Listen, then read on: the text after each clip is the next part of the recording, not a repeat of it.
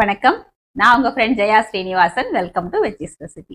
இன்னைக்கு நம்ம veggies recipe கிச்சன்ல நல்ல டேஸ்டியான ஒரு பூண்டு ரசம் பண்ண போறோம். அதுவும் கொஞ்சம் வித்தியாசமா பண்ண போறோம். இந்த ரச பவுடர் அப்படிலாம் போடாம ஃப்ரெஷ்ஷா நல்லா வறுத்து அரைச்சி இந்த பவுடரை போட்டு இந்த ரசம் பண்ணும்போது ரொம்பவே டேஸ்டியா இருக்கும். நல்ல ஒரு வாசனையா இருக்கும்.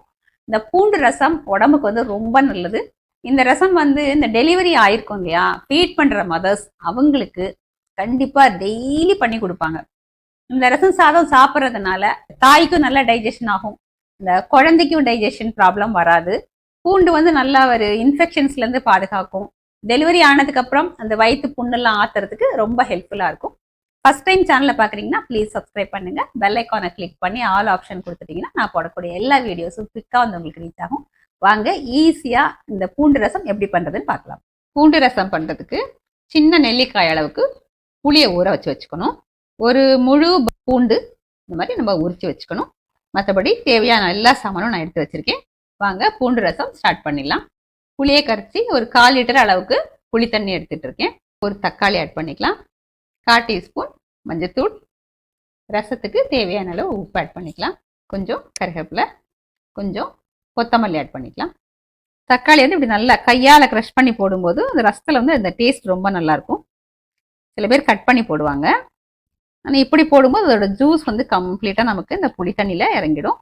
பாருங்க, வெறும் தோல் இருக்குது பார்த்தீங்களா, அந்த மாதிரி கையால் பண்ணும்போது. இப்போ இந்த பூண்டு ரசத்துக்கு தேவையான ரசப்பொடியை நம்ம வறுத்து அரைச்சிக்கலாம். ஸ்டவ்வில் ஒரு கடாய் வச்சுக்கலாம். அதில் ரசப்பொடிக்கு வறுத்துப்போம். 1/2 டீஸ்பூன் நெய்.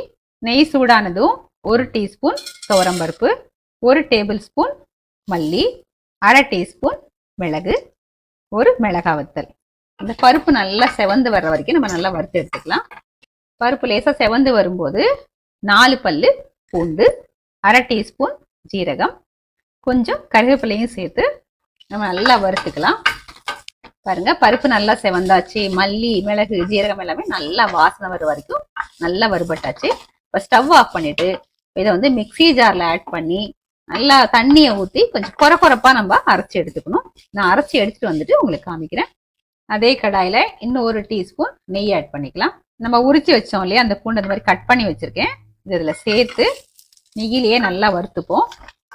பூண்டு வந்து வதக்கிட்டு இருக்கும் போதே அடுத்த ஸ்டவ்ல நம்ம கரைச்சி வச்சிருக்கோம் இல்லையா, இந்த புளி தண்ணியும் இந்த தக்காளியோட பச்சை வாசனை போற வரைக்கும் நல்லா கொதிக்கட்டும். பாருங்க, பூண்டு வந்து லேசா அந்த கோல்டன் கலர் வர வரைக்கும் நல்லா வதக்கியாச்சு. இப்போ ஸ்டவ் ஆஃப் பண்ணிக்கலாம். நம்ம வதக்கியிருக்கோம் இல்லையா, அந்த பூண்டை வந்து இந்த ரசத்தில் ஆட் பண்ணிடுவோம்.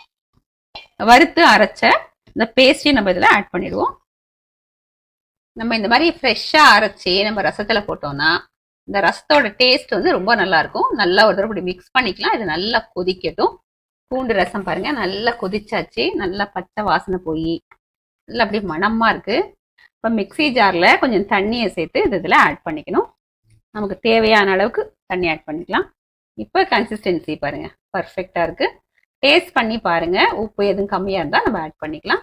இது இப்போ வந்து கொதிக்கக்கூடாது, நல்லா அப்படியே நுரைச்சி வரணும். ரசம் பாருங்க நல்லா நுரைச்சி வந்தாச்சு. இனிமேல் நம்ம கொதிக்க விடக்கூடாது. ஸ்டவ் ஆஃப் பண்ணிடலாம். ஃப்ரெஷ்ஷாக கட் பண்ண கொத்தமல்லியை தூவிடுவோம். இப்போ ரசத்துக்கு தாளிச்சிடுவோம். நம்ம பூண்டெல்லாம் வதக்கினோம் இல்லையா, அதே கடாயிலே நம்ம தாளிச்சிடுவோம். இதில் ஒரு 1/2 டீஸ்பூன் நெய் ஆட் பண்ணிக்கலாம். நெய் சூடானதும் 1 டீஸ்பூன் கடுகு, கடுகு வெடிச்சதும் 1/2 டீஸ்பூன் ஜீரகம், 1/4 டீஸ்பூன் பெருங்காயத்தூள், கொஞ்சம் கருவேப்பிலை. ஸ்டவ் ஆஃப் பண்ணிட்டு எல்லாத்தையும் மிக்ஸ் பண்ணிடுவோம். தாளிப்பை ரசத்தில் ஆட் பண்ணிடலாம். நல்ல கம கமன்னு பூண்டு ரசம் சர்விங்க்கு ரெடி. பூண்டு ரசம் டேஸ்ட் பண்ணி பார்த்துலாம் வாங்க.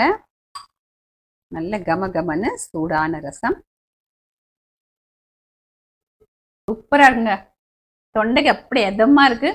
நல்ல பூண்டு வாசனையோட பருத்து அரைச்சி போட்டோம் இல்லையா, அந்த பேஸ்ட் அந்த வாசனையோடையும் ரொம்ப அட்டகாசமா இருக்கு.